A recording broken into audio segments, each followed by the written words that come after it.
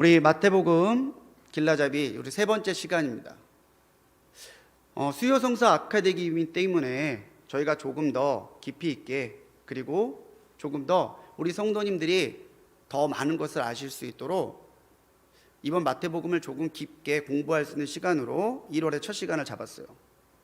오늘은 마태복음의 가장 중요한 주제 중에 하나, 공동체에 대한 주제입니다. 크게 이스라엘 공동체와 이스라엘 공동체를 이어서 세워진 교회 공동체, 이 이스라엘과 교회를 마태복음은 굉장히 중요하게 다루고 있어요. 그래서 이스라엘과 교회에 대한 것을 깊게 묵상하시고 공부하시면은 마태복음의 전체적인 내용이 왜 그렇게 흘러가는지 아실 수 있습니다. 초대교부였던 이레니우스는요, 이 마태복음을 평가하면서 마태는 히브리인들 사이에서 저희 자신의 방언으로 복음서를 펴냈고 베드로와 바울은 로마에서 복음을 전파하고 교회를 세웠다, 이렇게 말했어요. 마태는 예수님을 증거하는 복음서를 통해서 예수 그리스도를 전했고, 이 복음을 가지고 바울은 교회를 세웠다라는 거죠. 그만큼 초대교회의 지도자들이었던 교부들은 이 마태복음을요 굉장히 중요하게 여겼어요. 이제 점차 교회 안에서 이방인 기독교인들이 점차 늘어가요. 예전에는 유대인 기독교인들이 더 많았는데 점차 이방인 기독교인들이 늘어가는 거죠. 그런데 마태는 그렇다고 해서 교회의 본질이 바뀐 건 아니다라는 거예요. 교회는 여전히 하나고, 교회는 여전히 보편적이고, 교회는 여전히 거룩한 공동체라는 거죠. 이것을 분명하게 보여주는 책이 바로 마태복음이라는 거예요. 마태복음은 아까도 말씀드렸지만 공동체적인 관심을 가지고 있습니다. 하나님은요 공동체를 귀하게 여기세요.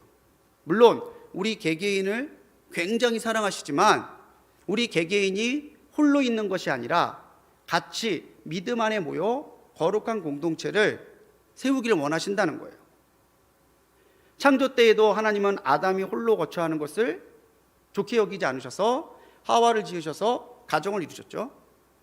이 가정이 하나님께서 세우신 첫 번째 기관이고요, 또 공동체와 소그룹의 원형이에요.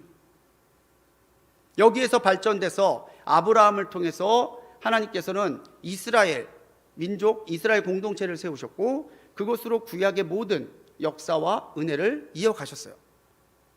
이제 예수 그리스도의 오심으로 주님께서는 구약을 이루셨고 언약을 이루셨죠. 예수님을 통해서 새로운 믿음의 공동체가 세워졌는데 그것이 바로 교회라는 거예요. 그래서 마태복음은 교회와 이스라엘이 단절된 관계가 아니라 이스라엘과 교회가 연결되어 있는 공동체라고 하는 관점을 가지고 예수님의 복음서를 쓰고 있습니다. 하나님은 공동체를 통해서 언약을 주시는 방법으로 인간과 신비한 교제를 나누어 오셨다는 거예요. 바로 오늘 이 시간까지. 그래서 마태복음은 두 가지의 큰 관심을 가지고 있습니다. 하나는 이스라엘 공동체에 대한 관심, 또 하나는 교회 공동체에 대한 관심이에요. 오늘 이 두 가지가 굉장히 중요한 키워드입니다.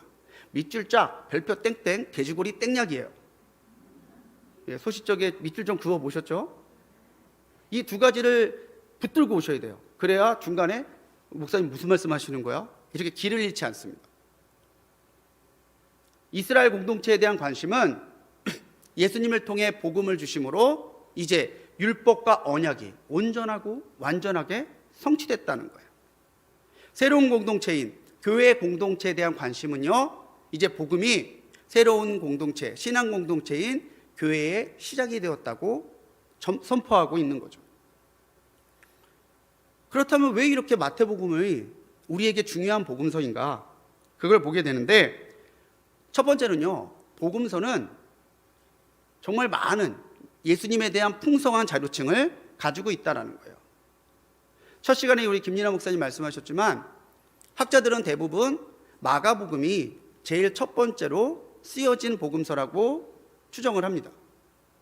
그런데 마태복음은 처음에 쓰여졌던 마가복음보다 훨씬 더 많은 예수님에 대한 일화와 교훈들을 담고 있다는 거죠. 아시다시피 마가와 누가는 예수님의 직접적인 제자가 아니었죠. 바울과 베드로를 도와서 초기 선교에 헌신했던 사람들입니다. 그에 비해 마태는 예수님을 직접적으로 대면하고 가르침을 받았던 예수님의 제자예요. 사실 우리가 중요한 이야기를 하나 해야 되는데, 마태복음은 마태 개인의 저작이라기보다는 마태에게서 교훈과 가르침을 받은 마태 공동체가 오랫동안 전해져 내려오던, 구전되어 오던 예수님의 교훈과 예수님의 일화를 정리한 복음서라고 보는 것이 더 타당해요. 그렇지만 마태 공동체는 마태에게 보다 직접적이고 더 많은 예수님의 교훈과 일화들을 보고 듣고 배웠을 거란 얘기예요. 그렇다 보니 이 마태복음에는요, 다른 복음서에는 없는 그런 교훈들과 일화들이 굉장히 많습니다. 우리가 잘 알고 있는 베들레헴 탄생, 또 동정녀에게서 태어나시는 거, 헤롯이 유아를 살해하는 거, 광야에서 사단에게 시험 받으신 거, 그리고 산상수훈, 이런 이야기들과 교훈들이요, 마태복음에서 제일 처음 다룬 이야기들이에요. 이렇게 마태복음은 이런 이야기들을 통해서 예수님이 구약과 예언의 성취자라고 제시하고 있는 거예요. 베들레헴 탄생, 동정녀 탄생, 헤롯의 유아 살해, 다 마태는 구약의 예언 중에 이런 예언들이 있었습니다를 밝혀주고 있잖아요. 그 예언들이 예수님을 통해서 하나하나 이루어지고 있다는 것을 보여주면서 예수님이 바로 이렇게 유대인들이 중요하게 여겼던 구약과 율법을, 언약을 온전하게 이루신 분이다라고 제시하고 있는 거예요.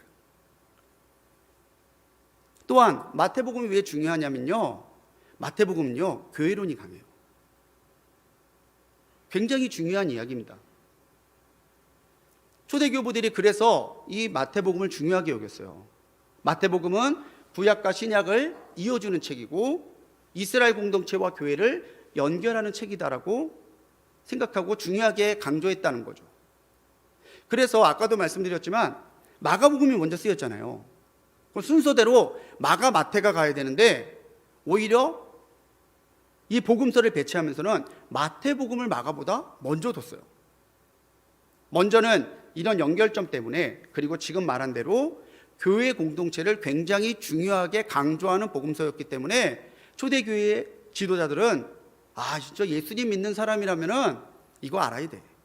예수님 믿는 사람이라면은 교회가 왜 그렇게 중요한지 알아야 돼.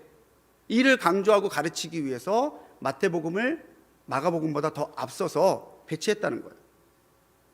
그래서 이 마태복음은요, 새로운 공동체 교회가 왜 존재해야 되는가, 필연성과 그게 존재할 이유가 있나, 당위성을 증명해주는 책과 같아요.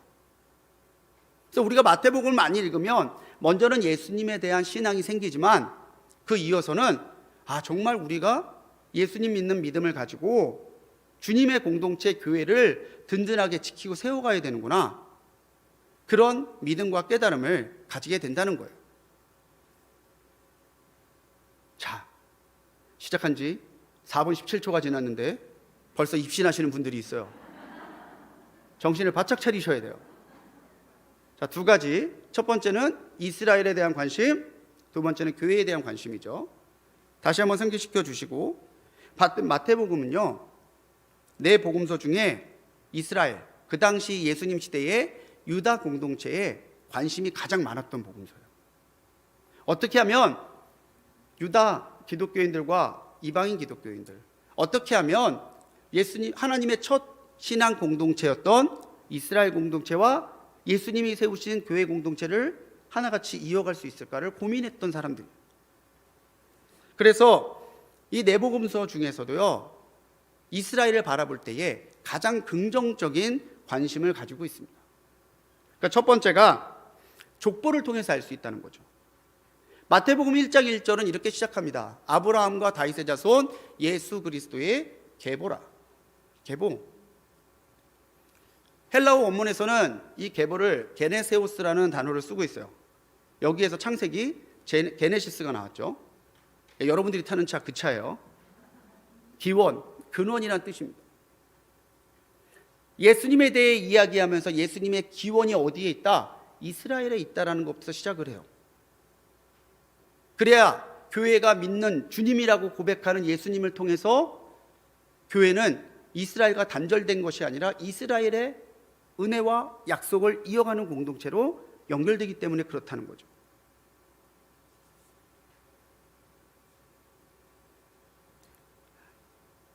이 마태복음은 예수님에 대해서 두 가지의 중요한 강조점을 보여줍니다. 하나는 언약의 성취자고 다윗 왕권의 계승자라는 거예요. 예수님을 메시아로 제시하면서요, 예수님은 그 선지자들이 그렇게 오랫동안 갈망해오고 예언해왔던 그 메시아입니다. 선지자들의 예언이 예수님으로 통해 이루어졌습니다. 이거 하나랑 다윗에게 약속하신 하나님의 영원한 왕권, 그 왕권을 이어가시는 왕이신 우리의 예수님입니다. 메시아인 예수님, 왕이신 예수님을 동시에 제시하고 있다는 거예요. 이스라엘은요, 독특한 민족적인 정체성을 가지고 있어요. 얼마나 이게 질기냐면 나라도 없는데도 자기들끼리 어디에서나 유태인들은 공동체를 만들고 어디에서나 하나님을 예배하고 아이들에게 하나님을 가르쳐요. 도대체 이 동질감이 어디서 나오느냐? 첫 번째 그 용돌점은 시내산 율법에서 나와요. 시내산에서 모세가 하나님께 율법과 또 규례를 받죠. 그러면서 이때부터 이스라엘 민족은 아브라함, 이삭과 야곱을 거쳐왔던 단순한 한 부족이 아니라 가나안을 새롭게 차지할 하나님의 언약의 공동체, 큰 민족으로 인정받게 됩니다. 이 시내산 율법에서부터 계속해서 하나님은 메시아에 대한 이야기들을 계속 비춰주고 계시는데 그것이 선지자들을 통해서 점점 자세하게 드러나는 거죠. 예수님이 이 시내산 율법에서부터 시작된 민족의 정체성, 이스라엘의 정체성을 이어주신 분이다라는 거예요. 이렇게 혈연적인 공동체, 또 율법을 통한 언약적인 공동체라고 하는 것 때문에 이스라엘이 몇 지파예요? 12지파예요. 예, 깨어 계신 분이 있으시군요. 예, 12지파예요. 그런데도 나라가 12개로 나눠지지 않았다는 거죠. 지금까지도 우리는 아브라함의 자손이다라고 하는 이 독특한 혈연적이고 언약적인 민족적인 정체성이 시내산 율법에서부터 시작이 돼요. 예수님은 이렇게 두 측면, 혈연과 언약을 동시에 이루신 분이라는 거예요. 또 다르게 보아야 다윗의 언약, 하나님이 그렇게 사랑하셨던 다윗, 이 다윗은 하나님께서 영원한 왕권을 약속했던 사람이라는 거예요. 넘겨주세요. 우리 사무엘하 7장 15절로 16절의 말씀입니다. 하나님이 다윗에게 약속하신 말씀이에요. 내가 내 앞에서 물러나게 한 사울에게서처럼 왕권을 뺏지 않을 거야. 내 집과 내 나라는 내 앞에서 영원히 보존되고 내 왕위는 영원히 견고할 거야. 이게 하나님께서 주신 다윗의 언약이에요. 그래서 이 다윗의 언약은 시내산 언약과 더불어서 이스라엘의 정신과 정체성을 관통하는 중요한 약속이 됩니다. 북왕국 이스라엘이 망하고 남왕국 유다가 망했죠. 그리고 70년이 차서 다시 돌아와서 유다 공동체를 재건해요. 그렇게 재건할 수 있었던 정신적인 기반 역시 이 시내산 율법과 그 다음 다윗 언약이에요. 지금까지 다윗 언약은 다윗 왕가에게 이어져 내려왔지만 포로기 이후부터는 하나님의 언약을 믿고 돌아온 유다 공동체에게 계승됐다라고 하는 믿음이 생겼습니다. 이 믿음을 가지고 성전을 세우고 공동체를 재건했다는 거예요. 참 여러분, 이게 대단한 겁니다. 이 오랜 시간 동안에 그 부침과 고난을 겪으면서도요, 유대인들은 절대 이걸 놓지 않았어요. 하나님, 우리는 시내산에서 하나님께 선택된 민족이다. 우리는 다윗의 왕권과 영광을 약속받은 민족이다. 이 두 가지로 흩어져 있고 나라조차 없고 핍박과 고난을 당하는 그때에도 유다 백성들은, 유대인들은 지금까지 한민족이라고 하는 민족적인 정체성을, 신앙적인 정체성을 지켜오고 있다는 거예요. 그래서 마태복음은 이걸 주목하는 겁니다.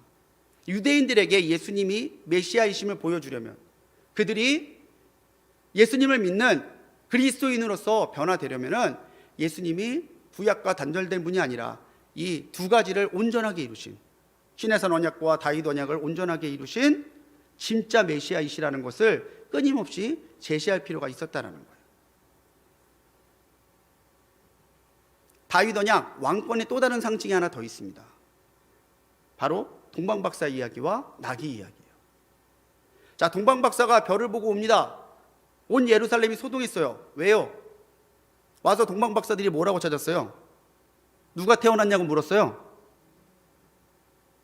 이거 우리 아동부들도 하는데. 동방박사들이 와서 누가 태어났냐고 물었어요. 왕이 태어났냐고 물었어요. 왕이. 근데 그 당시 이스라엘에 왕이 있었어요, 없었어요? 있었어요. 로마가 세운 왕이지만 헤롯 왕이 있었어요. 근데 이방인인 동방박사조차도 예수님을 왕으로 인정했다는 거예요. 예수님의 정말 그 메시아로서의 영광, 왕으로서의 영광이 한껏 드러난 장면은 바로 예루살렘 입성 때예요. 근데 예수님이 뭘 타셨죠? 나귀를 타고 왔어요. 나귀를. 근데 이 나귀는 단순한 동물이 아니죠. 왕이신 예수님, 겸손과 평화의 왕이심을 상징하는 동물이에요. 우리 스가랴 9장 9절의 말씀 같이 읽어볼까요? 시작. 시온에 따라 크게 기뻐할지어다.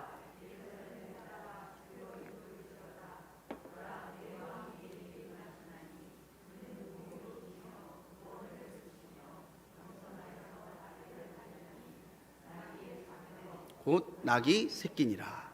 자, 누가 너희에게 임하셨다고 말하고 있어요? 왕이에요. 왕.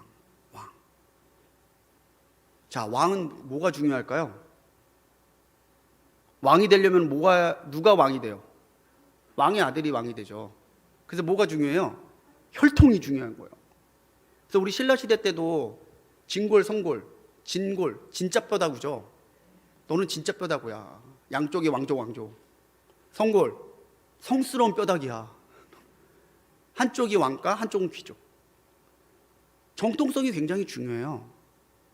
그렇기 때문에 마태복음은 족보를 통해서 예수님이 왕이신 것, 예수님이 시내산의 언약을 이루오셨고 예수님이 다윗 왕가의 왕권과 약속을 이으신 분이다 라고 제시하고 있는 거예요.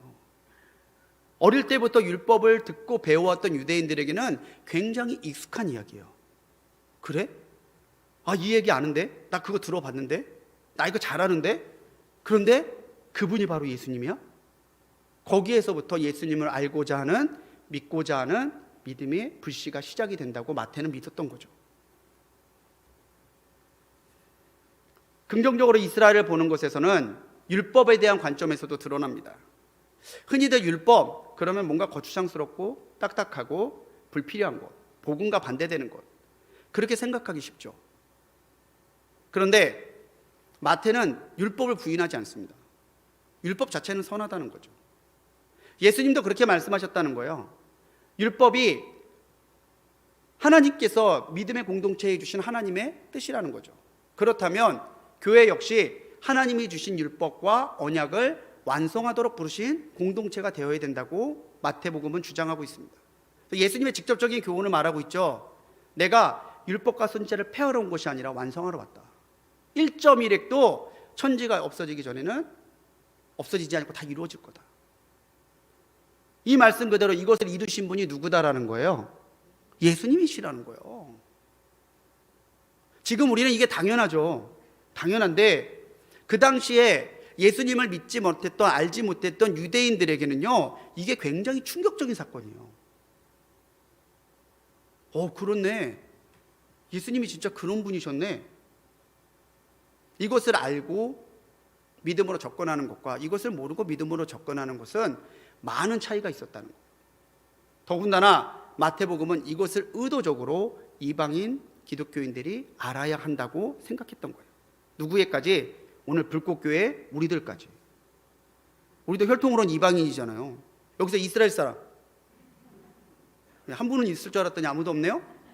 예, 그런 것이 가능한, 혈통과 지역을 넘어서서 우리가 하나님의 자녀요 언약의 백성이 될 수 있었던 것이 바로 이 예수님 때문이다라는 것을 제시하기 위해서 마태복음은 끊임없이 시내산 언약과 다윗의 언약을 가지고 풀어가고 있는 거죠.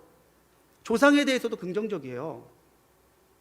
우리가 흔히들 그런 얘기들 하죠. 예수님 믿기 전에 사람들은 어떻게 되나요?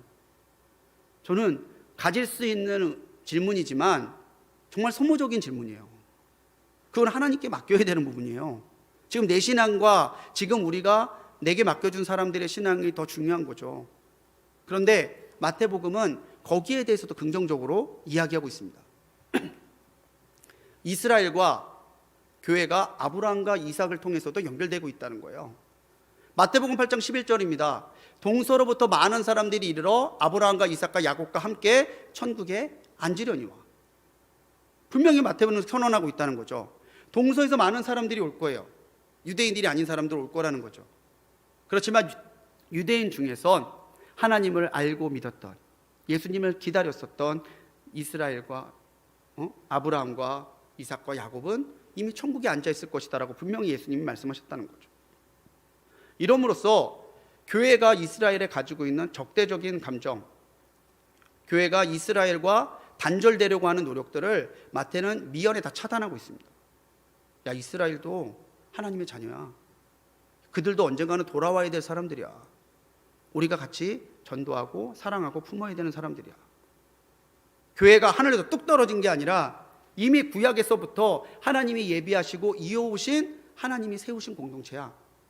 이를 통해서 유대인 기독교인들과 이방인 기독교인들을 동시에 믿음으로 가르치고 만족시키는 일을 마태는 하고자 했다라는 거예요.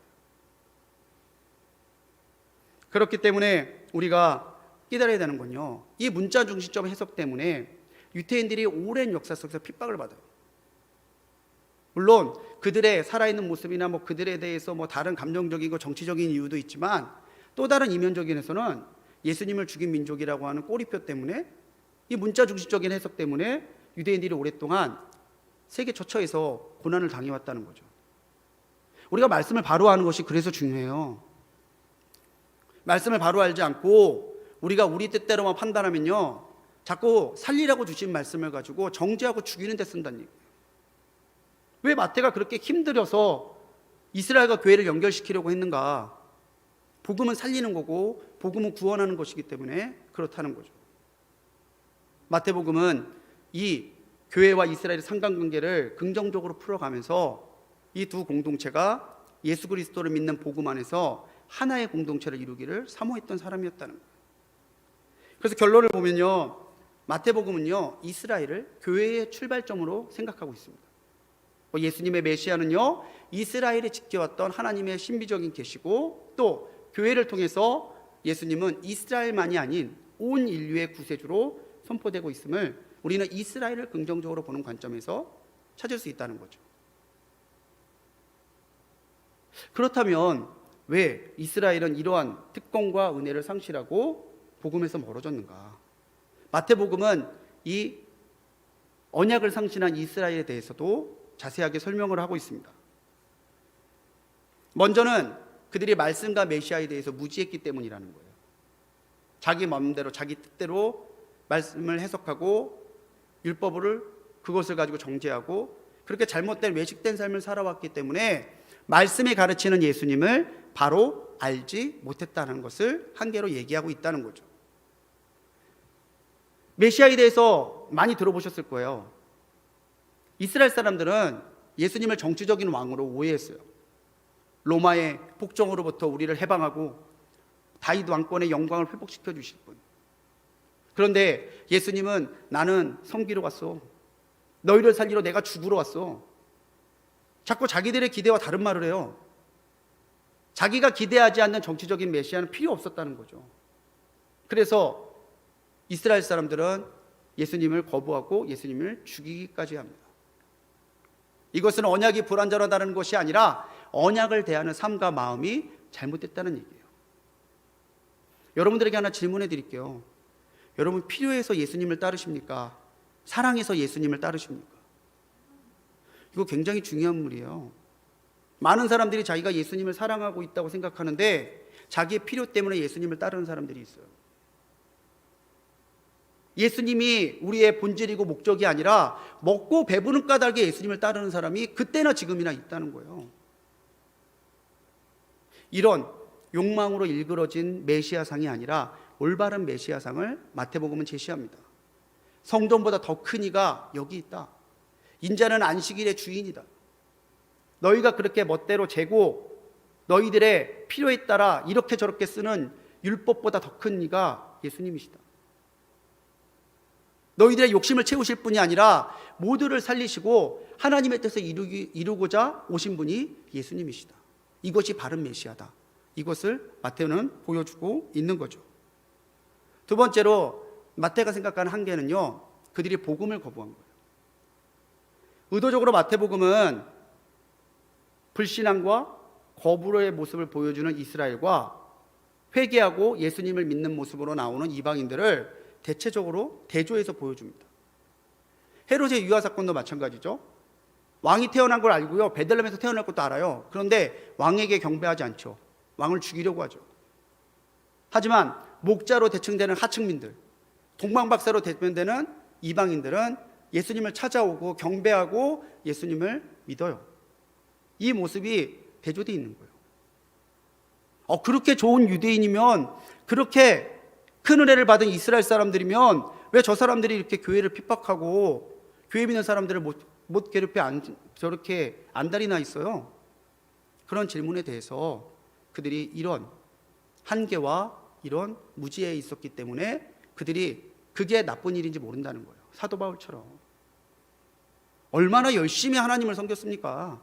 다메섹까지 가서 잡아오려고 했던 사람이잖아요. 근데 복음을 깨닫고 나니, 무지에서 벗어나고 나니까 내가 죄인의 괴수예요. 나만큼 예수님을 핍박했던 사람이 없어요. 회개를 거부하는 이스라엘과 예수를 믿는 이방인들을 대조적으로 보여주고 있다는 거죠. 그래서 아까 그 말씀에서 좀 더 보면은 12절에서는요, 그 나라의 본자서들은 바깥 어두운 데 쫓겨나 거기서 울며 이를 가게 될 거다. 예수님께서는 언약을 상신한 이스라엘에게는 분명한 대가가 있다는 것을 보여주고 있다는 거예요.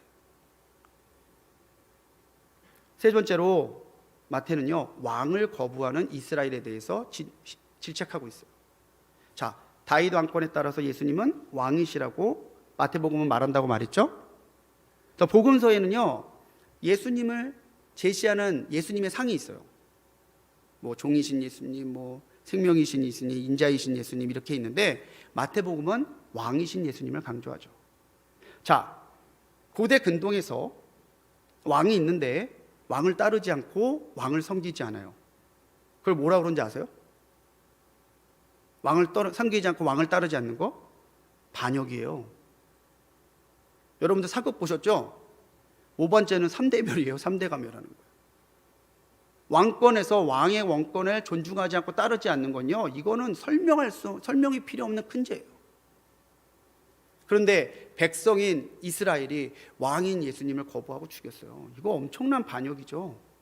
엄청난 중죄죠. 그들의 가장 큰 문제는 회개의 기회조차 거부했다는 거예요.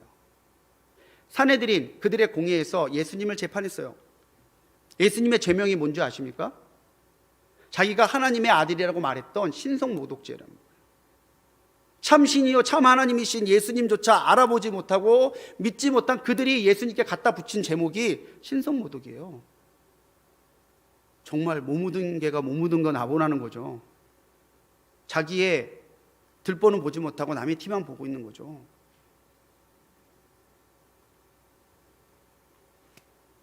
그들에게 마지막 기회가 주어집니다. 부활하신 예수님이 나타나신 거예요. 야, 죽었다가 살아났는 기적까지 보여줬는데 뭘 더 보여줘야 돼요? 그런데도 그들은 예수님의 부활을 인정하거나 믿으려 하지 않고 오히려 병사들을 선동해요. 그의 제자들이 밖에 와서 우리가 잘 때에 도둑질을 갔다고 해라. 내가 그러면 너희들을 다치지 않게 막아줄게. 그래서 그 이야기가 교회에 지금까지 퍼져 있다라고 얘기해요. 이스라엘의 가장 특권을 상실했던 이유는 뭘까요? 회개하지 아니하고 예수님께 나오지 못했던 그들의 신앙적 한계, 삶의 한계가 그들로 하여금 그들의 은혜와 특권을 상실하게 만들었다는 거예요. 그래서 언약을 상실한 이스라엘의 결론을 보면요, 먼저는 마태복음은 예수님의 생애를 이스라엘과 교회의 과도기로 제시해요. 이제 이스라엘에서부터 교회로 더 넓어지는, 대치가 아니고요, 넓어지는 거예요. 이스라엘이라는 공동체에서 교회 공동체로 더 넓어지는 거예요. 근데 이것이 예수님을 통해서 이루어졌다는 거죠. 그리고 은혜를 귀하게 여기지 않으면요, 있는 것마저 빼앗기게 될 것이다라고 마태복음은 엄중하게 경고합니다. 우리가 주여 은혜 주옵소서 얘기하잖아요. 근데 내가 은혜를 받는 것보다 더 중요한 건요, 내가 이미 받은 은혜를 감사히 여기는 거예요. 소중하게 여기는 거예요. 그걸로 충성하는 거예요.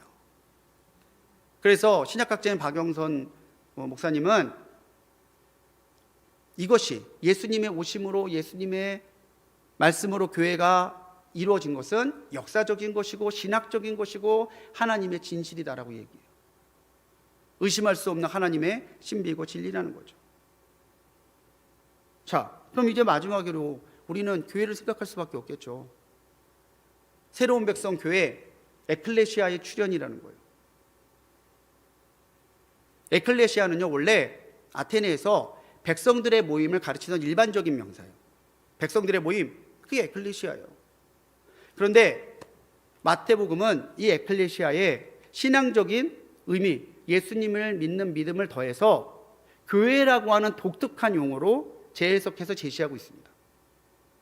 내 복음서에 교회에 대한 의미가 여러 가지 드러나 있어요. 교회를 의미하고 교회를 상징하는 얘기들이 많이 나오는데, 교회라고 하는 단어를 직접적으로 쓴 복음서는요, 마태복음밖에 없습니다. 여러분 찾아보세요. 마가, 누가, 요한에는요, 교회라는 말이 안 나옵니다. 교회를 의미하고 상징하는 얘기들은 나오는데 직접적으로 교회라는 단어를 쓴 복음서는요, 마태복음이 유일해요. 그만큼 교회를 중요하게 여겼던 책이라는 거죠. 이제 마태에게 아브라함의 자손이라는 말은 이스라엘이라는 혈연을 넘어서 이제는 믿음으로 그리스도 안에 하나 된 모든 공동체, 모든 교회, 이 땅의 모든 교회로까지 넓어지는 거예요. 그래서 우리가 아브라함의 자손이라는 거예요. 혈통적으로 여러분들 우리가 아브라함의 자손입니까? 저는 부안 입시 밀치공파 31세 손이에요. 아브라함 31세 손이 아니라. 그런데도 우리는 아브라함의 자손이라고 얘기하잖아요. 이것은 주님께서 교회를 세우심으로 언약의 범위를 이스라엘에서 온 세계의 모든 믿는 자로 넓혀주셨기 때문이라는 거죠. 그래서 예수 그리스도는요, 교회의 문이시고 생명과 구원의 문이 되시는 거예요. 예수님을 말미암지 않고는, 문이신 예수님을 통과하지 않고서는 하나님의 약속과 구원이 있는 교회에 들어올 수 없다라는 거예요. 그래서 우리가 세례받을 때도, 무엇인가 할 때에도, 심지어 임종의 순간에서도 예수님을 믿음으로 주로 받아들이냐는 고백을 하게 만드는 거예요. 그렇다면 교회는 어디서 시작됩니까? 교회의 시작. 교회의 시작은 어디서부터 시작했을까요? 지난주 말씀처럼 예수님은요, 당시의 랍비들과 달리 제자들을 부르세요. 제자들이, 선생님, 저는 반드시 선생님의 제자가 되고 싶습니다. 그게 그 당시 문화인데 오히려 선생님이 가요. 응? 자네 한번 나를 따라 사람 낚는 어부대 보지 않겠나? 따르는 사람이 제자가 되는 거죠. 부름받은 공동체, 주님이 부르셨을 때 교회는 시작된다는 거예요. 여러분, 우리는 부름받은 사람인 줄 믿습니다. 여러분들이 부름받았으니까 그리스도인이 된 거고요, 우리가 부름받았으니까 우리가 교회가 된 거예요. 그리고 예수님이 직접적으로 교회를 세우시겠다고 선언하는 선언이 마태복음에 나오죠. 16장 18절 말씀입니다. 같이 읽겠습니다. 시작. 또 내가 내게 이르노니 너는 베드로라. 내가 이 반석 위에 내 교회를 세우리니 음부의 권세가 이기지. 누가 세운대요? 누가 교회를 세운대요? 내가, 예수님이 직접. 그래서 가정과 교회는요, 하나님이 직접 세우신 기관이에요. 이 땅에 존재하지만 이 땅의 것이 아니라 하나님께 속해 있는 기관이 되는 거예요. 예수님이 부르셨을 때, 예수님이 세우셨을 때 이제 교회는 이스라엘을 이어받아서 하나님의 뜻과 사랑을 전하는 믿음의 공동체로 출발하기 시작했다는 겁니다. 오늘 여기 판교 불꽃교회에 이르기까지. 그리고 앞으로 더 넓어지고 더 세워지고 더 나갈 것이 바로 주님의 교회라는 거예요. 주님이 다시 오실 때까지.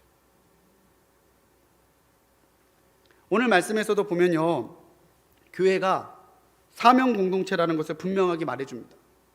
우리에게 사명이 있다는 거예요. 말씀과 언약을 통해서 교회에는 하나님의 말씀과 하나님의 언약이 주어졌죠. 근데 그 말씀을 받은 사람에게는 무엇이 또 뭐가 주어지냐면 사명이 주어져요. 따라해 볼까요? 나는 사명자다. 어떤 사명? 이 말씀과 언약을 전함으로 생명을 살리는 복음 전파의 사명이 모든 교회, 모든 교인들에게 있다는 거예요. 처음에는 예수님은 전도대를 보낼 때 이스라엘의 잃어버린 양에게 가래요. 근데 나중 가서는 뭐라고 그래요? 모든 민족을 제자로 삼으래요. 이스라엘의 잃어버린 양에서 모든 민족으로 넓어지는 거죠. 그리고 교회는요, 권능이 있어요. 예수 이름의 권세가 있어요. 여러분, 우리에겐 예수 이름의 권세가 있음을 믿으시기 바랍니다. 그래서 예수의 이름으로 기도하고 예수의 이름으로 선포하고 예수의 이름으로 살아가는 거예요. 그래서 주님께서도 하늘과 땅의 모든 권세가 예수님께 있다고, 그 권세를 이제 우리에게 주셨다고 선언하시는 거죠. 그걸 가지고 모든 민족에게 복음을 전하는 사명을 감당하라는 거예요. 또한 교회는요, 제자 공동체예요. 우린 다 제자잖아요. 지난 시간 우리 김동욱 목사님을 통해서 들으셨지만 제자를 굉장히 마태는 강조해요. 처음에는 주님이 두루 다니시면서 복음을 전하고 사람들을 모아요. 근데 어느 시점이 됐을 때 오히려 한적한 곳을 찾으시고요, 사람들에게 자기를 알리지 말라고 이야기해요.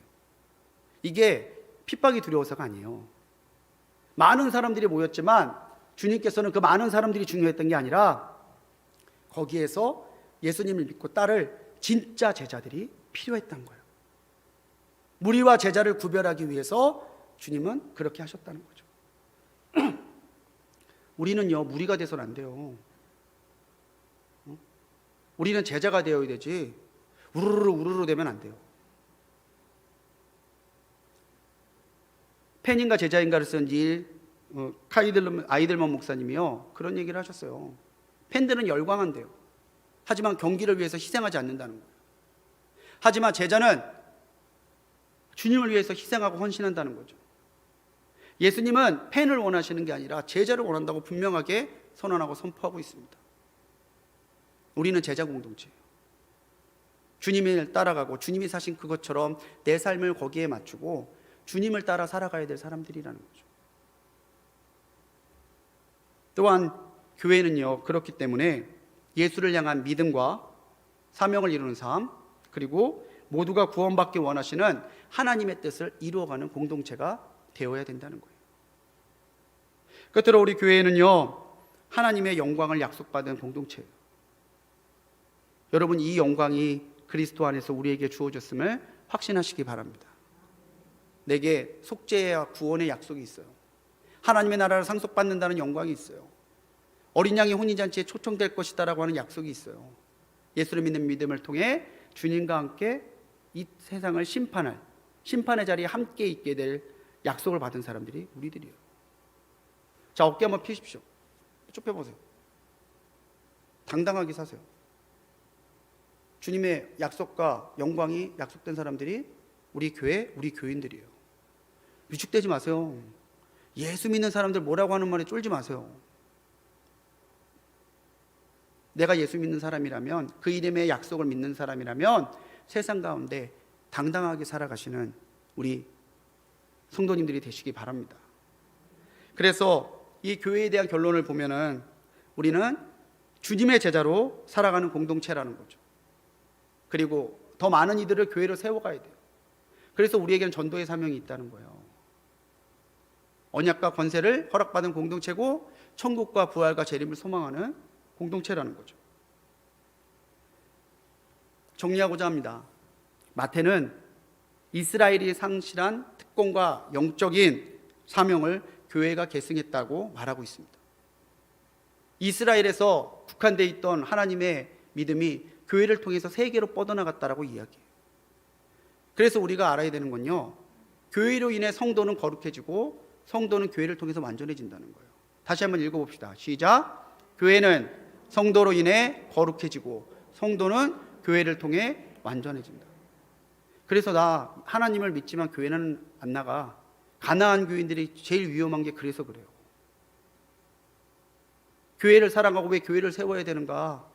그것이 하나님의 뜻이기 때문에 그래요. 그것이 이스라엘부터 시작됐던 하나님의 약속과 은혜를 오늘 이 시간까지 되살릴 수 있는 방법이기 때문에 그렇다는 거죠. 마태가 꿈꾸던 교회, 마태가 갈망하던 교회, 마태가 부러워하던 교회가 바로 오늘 우리 불꽃교회가 되기를 간절히 소망합니다. 기도하시겠습니다. 우리를 부르셔서 교회로 세워주신 하나님, 죄로 인해 하나님의 사랑과 영광으로부터 멀어진 우리를 긍휼히 여기시고 그리스도 예수를 통하여 약속의 상속자로 불러주신 것을 감사합니다. 이스라엘을 거울 삼아 우리는 우리의 믿음과 우리의 사명을 지키게 하시고 거룩한 교회를 이루어 하나님의 뜻을 새기게 하옵소서. 우리에게 말씀을 주사 깨닫게 하시고 권능을 주셔서 사탄과 세상을 넉넉히 이기게 하옵소서. 우리의 영안이 열려 하나님의 약속하신 영광과 영생을 바라보게 하시고 그 소망으로 세상 끝날까지 주님을 따라 복음을 증거하는 증인들이 되게 하옵소서. 우리 불꽃교회를 이 세대의 모든 주님의 교회들을 인도하시고 채우실 줄 믿사옵고 우리의 주님이시요 우리의 사랑 되신 예수 그리스도의 이름으로 간절히 기도합니다. 아멘.